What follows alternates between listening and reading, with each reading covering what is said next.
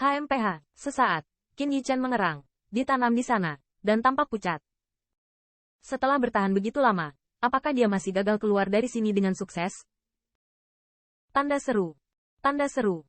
Banyak jiwa neter memancarkan suasana dingin, menutupi langit. Namun, saat ini, Qin Yichen tidak bisa berbuat apa-apa.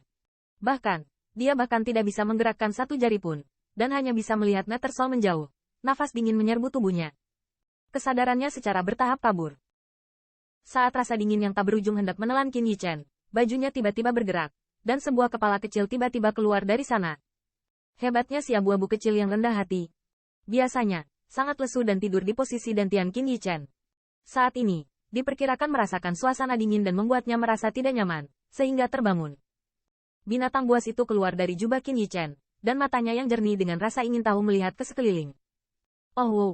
Pada titik ini, langit yang penuh dengan Nether Soul mendekat. Jalur Nether Soul memancarkan suasana dingin. Bos dengan mulut tak terlihat terbuka, seolah menelan Qin Yichen. Au, seakan dibuat sangat kesal dengan suasana dingin ini. Binatang itu menggoyangkan tubuhnya dan membuat raungan yang terdengar sangat lembut. Hai. Meskipun raungan kecil binatang itu sangat kecil, itu seperti keluhan hewan peliharaan biasa. Tetapi ketika suaranya jatuh, tubuh terbang Nether Soul itu tiba-tiba mandek. Segera, angin mendung melonjak dan Nether Soul yang tak terhitung jumlahnya mundur seperti air pasang. Dengan suasana dingin di sekitarnya, namun perlahan surut, sepertinya akan menemui beberapa musuh bebuyutan. Dengan ini, Qin Yichen diberi nafas.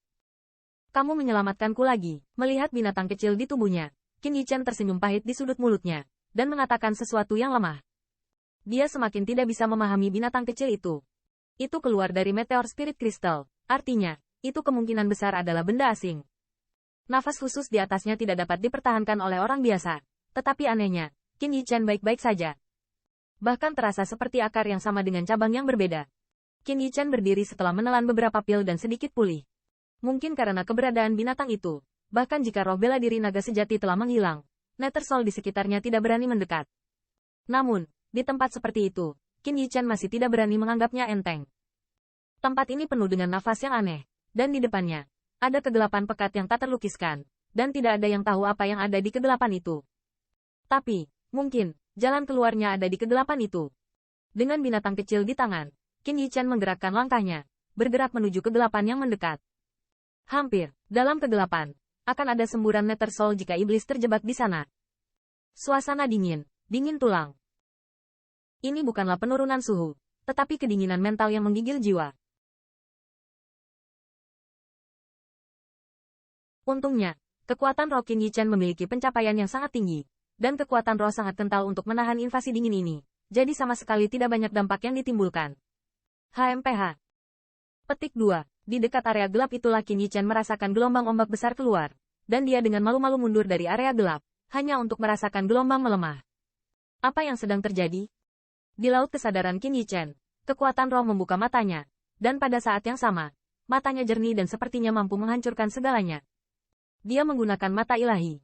Divine Eyes, tidak hanya bisa melihat batu, tapi juga bisa melihat hal-hal yang tidak bisa dilihat dengan mata normal.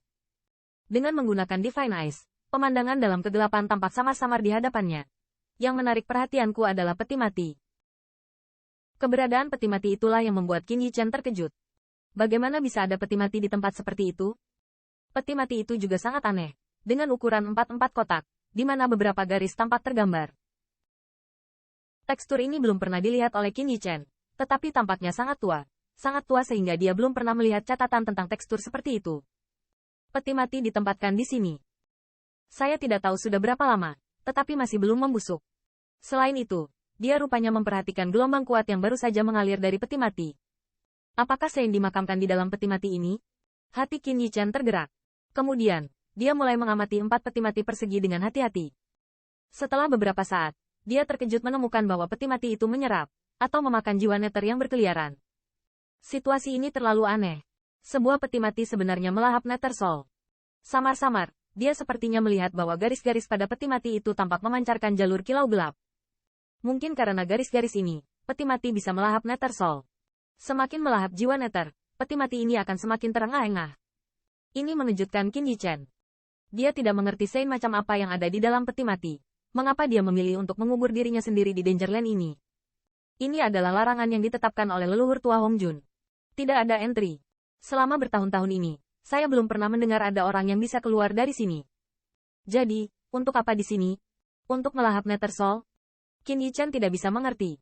Bagaimanapun, ketika dia memalingkan muka dari peti mati ini dan melihat ke tempat lain, tiba-tiba, dia tidak bisa menahan diri untuk menghirup udara dingin.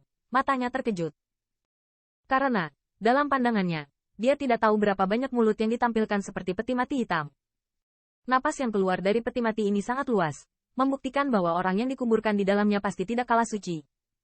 Dia membuat perhitungan awal dan menemukan bahwa peti mati ini harus dihitung sebagai 10.000. Hitung 10.000 orang suci. Siapa ini? Qin Yichen gemetar. Ini terlalu dibesar-besarkan. Pembangkit tenaga suci yang dihitung dengan 10.000 semuanya terkubur di sini. Ini agak aneh. Misalnya ras manusia, bahkan Holy Heaven Mansion, ditambah Holy Powerhouse yang dimiliki oleh setiap Great Holy Land, bisa menghasilkan hingga 2 hingga 3.000 Holy Powerhouse.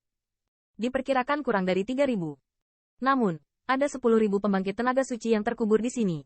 Dan, tergantung situasinya, mereka masih terkubur di sini pada waktu yang sama. Jumlah ini puluhan kali lipat dari ras manusia.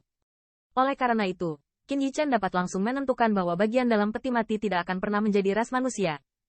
Ada terlalu sedikit ras suci di ras manusia, bahkan jika itu adalah ras manusia Tuguang, tidak mungkin menembus jumlah ini.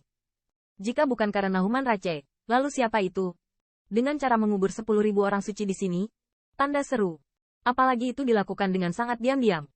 Hanya dengan memikirkannya, Qin Yichen merasa kulit kepala mati rasa, dan yang paling membuatnya khawatir adalah, apa tujuan orang itu?